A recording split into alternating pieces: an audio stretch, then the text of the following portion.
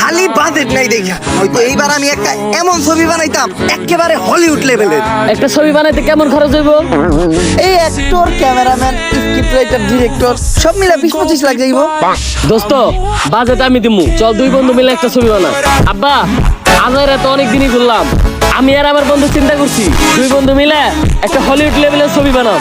ছবি বানাবি তো ভালো কথা, ছবি বানানো তো অনেক ভালো কাজ, কিন্তু আমার কাছে তোরা কি চাস? আসলে আব্বা ছবি বানাইতে কিছু টাকা লাগতো। কত? এই ধরেন 20-25 লাখ।